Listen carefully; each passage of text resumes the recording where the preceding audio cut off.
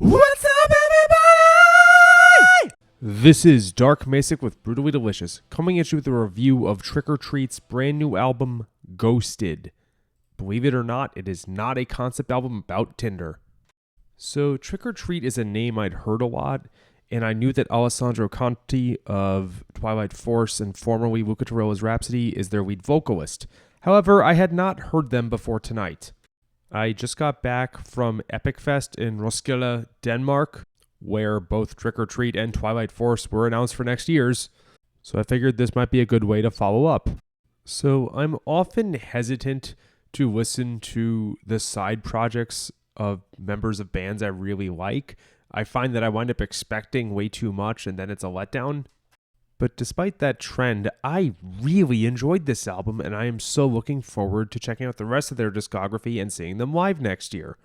If you're coming at this from the perspective of expecting Twilight Force, it's not that, but it's not amazingly far off. It's way less Disney, it's a little less symphonic, more guitar-based, probably more straightforward, less like, 10-minute epic songs that could be on soundtracks.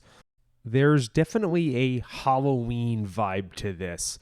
I don't know what I expected with a name like Trick or Treat. Imagine if a metal band did the soundtrack to like The Nightmare Before Christmas or something. It's just really cool. The mix is awesome. I want to specifically call out that the drums sound huge. That's something I'm a sucker for. And as always, Conti sounds fantastic.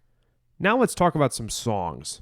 Craven Road. This is a great opener. Okay, fine, it's track 2 after the intro, but for most intents and purposes, it's the first real songs. It's like spooky power metal. Not a thing I'm used to saying, even though Halloween has the whole pumpkin logo. I wouldn't really call them spooky. This is apparently about Dylan Dog. It's Italian. I'm sorry to say, as an American, I hadn't heard of this, but the song was good enough that I thought, gee, what is it about? Let me Google it. Blood Moon. I guess this was a single for a reason. Great chorus, just hits you out of nowhere and carries the first half of the album, even though the rest of it is great. Great guest vocals from Adrian Cohen of Seven Spires. This song, I think, could have been on Halloween's 2021 self-titled album, except for the part with the blast beat. Dance with the Dancing Clown. Kind of an odd title, but wonderful song.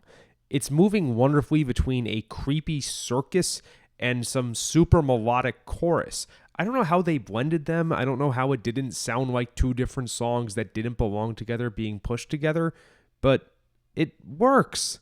I was reminded a little bit of Fellowship on the more melodic parts, and that's pretty much the best compliment I can give for that style. Evil Dead Never Sleeps. Amazing chorus. I gotta stop saying that for power metal, but I guess power metal is power metal largely because of amazing choruses. Conti really channels Mikkel Kiske here. He's just got the same kind of emotion and strain that I think a lot of us look for in subsequent vocalists.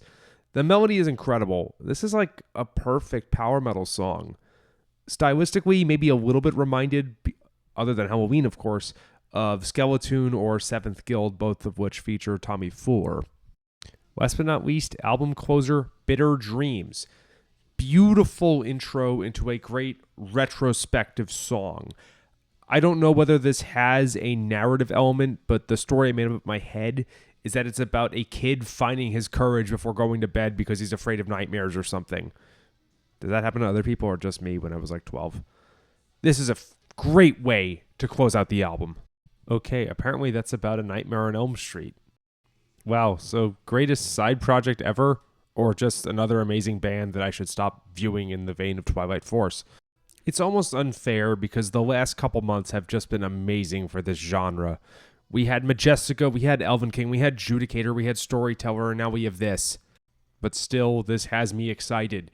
Let me again say, I just got back from Epic Fest. I'm jet lagged as shit because in the time zone I'm used to, it's now 5 a.m., but this album was both like a ray of sunshine and a great cup of coffee.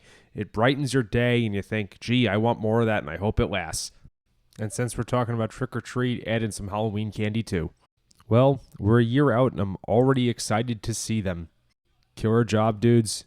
Keep it up. Rock on.